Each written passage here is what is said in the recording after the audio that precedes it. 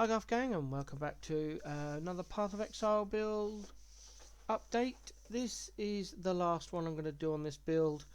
I don't like its playstyle. I find it very limiting and static. If you've got the currency to plow into it, you just out DPS everything. But I don't have the currency to put into this build, and frankly I am severely bored of dying on this build.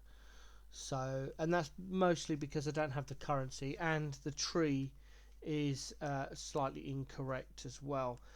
So there's the tree with the medium cluster. You should have a large cluster and two medium clusters. I will put in a reviewed path of building down below, but I would suggest you don't do this build unless you're willing to plow about 10, maybe even 15 exalted orbs into it, purely for the gear and the matching new unique gems. We've had some gem changes, so we'll just go through those. We've got our Vulcanus Diamond Dagger, which could be replaced for a wand or a scepter.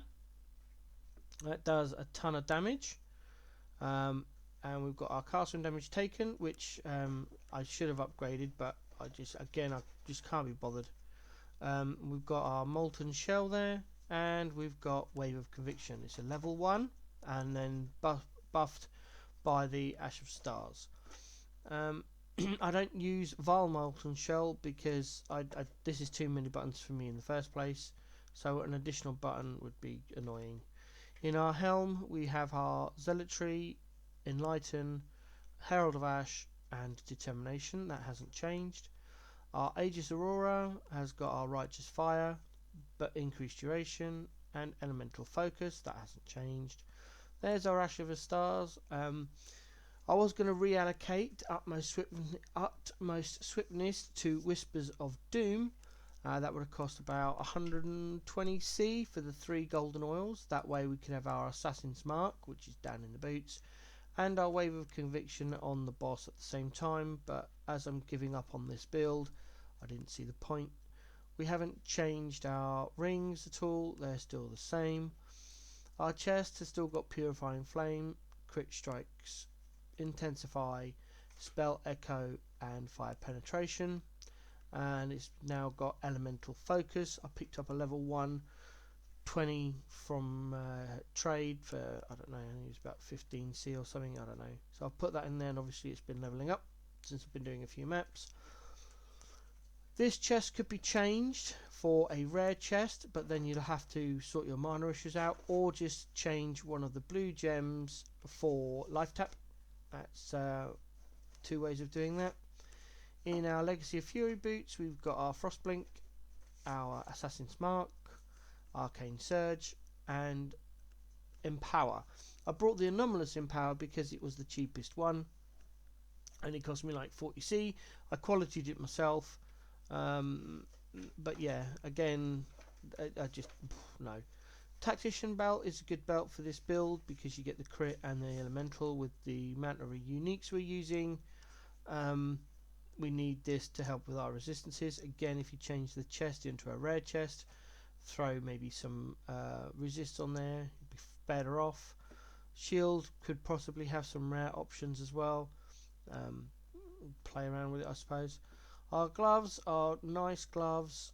We've got our Defiance banner, Tempest shield and Herald of Purity in there. I would probably drop the Herald of Purity and just have that little bit of extra mana even without changing the Purifying Flame, because that will allow us to run our boots as is with our casting damage taken. With the Herald of Purity, I was found on occasion I couldn't cast my Frostblink or my Assassin's Mark because I was out of mana. And then this was going to be a Vile Haste in there, but with our dex limitations, I mean, if we take off the utmost swiftness, your dexterity is down to about low 70s, so you'd only be able to get a level 2, maybe level 3 Vile Heist in there, and they were quite expensive considering my budget and the fact that I don't want to spend any more Exalted Orbs on this build, so I couldn't justify that. So that's the overview. of this. The flasks haven't changed either. I'll just run them over. Oh, I threw an enkindling orb on the quicksilver rather than having the other one on there. It just felt better. And all the other standard things. The build works, don't get me wrong. I have just killed the Exarch dude. Where are we? This one. Just killed that. I had a couple of deaths because I couldn't move because I had no mana.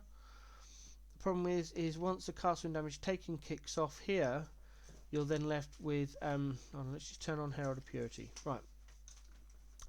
The only way to find out the mana cost is to go down and have a look. So the mana cost for our Molten Shell is 21. Wave of Conviction is also 21. So when castle damage taken kicks off, that's 42 mana gone. That puts us down to about 29, and our Frostblink is 31. So if the castle damage taken kicks off, you then can't move with your movement skill because you have no mana, and that's why I died 2 or 3 times. A couple of times I just wasn't in the right position and got caught by the rolling flame boulders. We got an ish okay Forbidden Flame Jewel drop, but I'm going to keep that because I want to. So yeah, that's the build. I really don't recommend it for end game. It's a nice leveling build, but yeah, if you want to do serious amounts of end game deduced content, you're going to need a couple of stacks of Exalted Orbs to throw into it, and get some really nice gear, and maybe even change the gear, possibly change the tree as well. So yeah, I hope this has been helpful to you all out there. Have a good day, and I'll see you in the next one. This is only 7 minutes. I need to hit the algorithm, so let's go over the tree quickly. What you should be doing, and I'll run through the changes in the new revised POB, is the first of all is you need to get a large cluster. That is paramount. You need to get the large cluster with Conjured Wall, Essence Rush, yep, and Arcane Heroism. We don't take Arcane Heroism, it's just the third unusable back node, and you take Conjured Wall, Essence Rush, and then the 2 jewels sockets to put in your medium clusters. 1 medium clusters will be the crit chance with Basic Pain and pressure points, and you need 2 of those plus whatever other passives you can get. And then you take all 4 of those, and then in the small cluster you want a reservation. Small cluster, a 3.1 would be better, because then you could probably still keep in Herald of Purity. And then either Zealotry or Determination. I would go Zealotry to get the increased effect of Consecrated Ground, which we create from being an Inquisitor. And then you just load up with some Cobalt jewels for class speed with holding a shield, max life, and crit multi for that one. Down here you don't take any of this. You don't take combat stamina, and you don't take the determination mana reservation, because you'll have the 3-point medium small cluster to help with your mana issues. That gets all chopped out and basically put into the cluster setup. We also don't run this. We come actually through here to save points. So you put a point in the elemental damage, and you don't take sanctity, and you don't and you come through here to get the more elemental damage rather than this setup. So you hack all this out, put one in there, and come up through here. Other than that, you then come through here and pick up these fire nodes. That they've just gone through the cluster for you there, and then you pick up these 2 bits as well, heart and soul. So that's all the changes on the tree. And as like I said, you're going to need a fair amount of currency. The actual ascendancy nodes doesn't change. Your choice how you go about them. I got Righteous Providence first because of the 50 strength and 50 intelligence. That's a whole lot of life and energy shield. I then went and got Instruments of Virtue for the Battle Mage. I then came through Sanctuary and then got Pious Path in Uberlab. That's how I did it. I'm not sure how you want to do yours. That is personal preference. So More Path of Exile videos. I found some new information regarding Heist, and I'll be putting out a reviewed Heist build, video in the next few days over the weekend once I've clarified some information and got all the people's names who have helped with information. So once again, this is the end of the video now. We've hit that magical 10 minutes. Thanks a lot. See you in the next one.